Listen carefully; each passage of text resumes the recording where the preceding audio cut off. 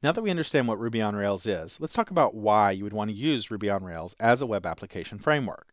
The best thing about Ruby on Rails is the Ruby programming language. Ruby is just a real pleasure of a language to work with. It's object-oriented, it's easily readable, it has an unsurprising syntax and behavior. It's just a great language to build a web application framework with. Rails is also designed with two guiding principles that help to make it powerful and effective. The first of those is dry code. Now, I'm always going to pronounce that as dry, but it's actually three letters, DRY, which stand for don't repeat yourself. And it's a fundamental principle of software design that says that every piece of information should be expressed in just one place. And it makes sense that the easiest code to maintain is going to be dry code, because duplication can lead to inconsistency, can make our code unclear, and make it harder to maintain and update. So we're going to end up with concise, consistent code that's easy to maintain if we follow this dry principle. And Rails was built using that principle, and it's going to encourage us through the way it's structured to follow that as well. So just keep that in mind as the mantra of working in Rails is your code dry? We want to encourage that habit in ourselves.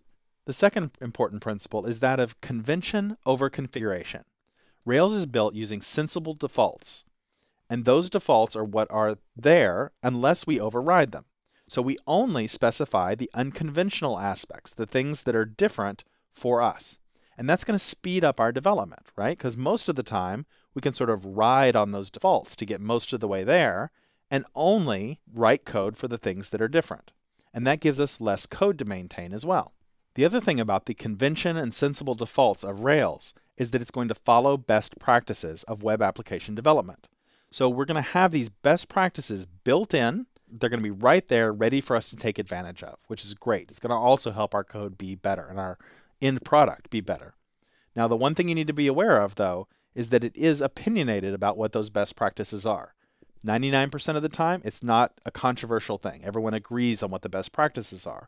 But there are some rare cases where there might be two competing things for what's the best way to do something. And Rails has taken a stand in most cases and said, this is the way Rails is going to do it. You can still configure it to do it a different way, but by default, the sensible default built in will be what it thinks is there. So just be aware of that. The other great thing about these sensible defaults that are built into the framework is that a lot of time we get extra features for free.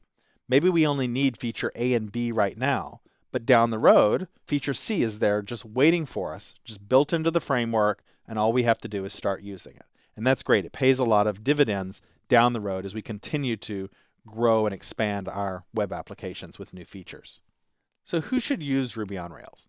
Well, I'd say just about anyone can use Ruby on Rails, but the people who are going to get the most benefit out of it are going to be developers who have some previous web experience so that they already understand a lot of the way that the web works, and maybe they've been building sites already that interact with databases, and they're tired of creating and recreating site functionality from scratch. They're going to derive a big benefit out of switching to work with a framework instead of writing everything from scratch all the time.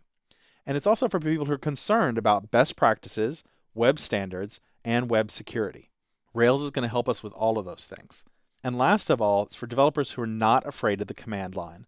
With Rails, there's going to be quite a bit of working from the command line, more so than if you've, say, been working in PHP.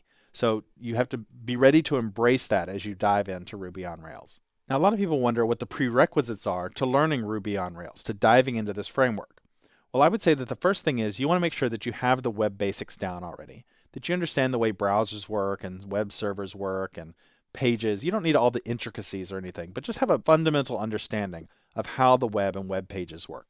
You also need to understand HTML. It's the fundamental language of the web, and everything we do in Ruby on Rails is going to output HTML. So you want to make sure you understand HTML. It's essential. I think it's also good for you to have a good understanding of SQL. Now, you don't need to be an expert, but you need to have some essential SQL under your belt. Even though Ruby on Rails is going to write a lot of the SQL for you, the concepts are still there. And it's important to have an understanding of what it means to join two tables together using a foreign key. So SQL will help you a lot. Now, if you don't have that already, don't worry. We'll cover some of those basics as we go along. I would also recommend that you learn CSS and JavaScript. Now, that's not essential. You can certainly do Ruby on Rails without having either one of those, but those are really going to enhance the experience and make it a lot better for you. So sooner rather than later, go ahead and take the time to learn some basic CSS and JavaScript.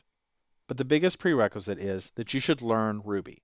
Now, you don't need to learn it right from the start. You can certainly dip your toe in the water by taking this Ruby on Rails essential training and then go back and brush up on your Ruby skills later on. But it's sort of like how you can have a nice visit to another country without actually speaking the language fluently. But if you're going to live there, to work there, to dive deeper into the culture, then you have to take the time to really learn the language of the culture. And that's the same way here. We can dip our toe in the water with Ruby on Rails, and we can bumble our way through it and get around just fine, have a perfectly nice visit. But if we really want to use Ruby on Rails, then you're going to have to learn Ruby because it's the fundamental building block that it's based on.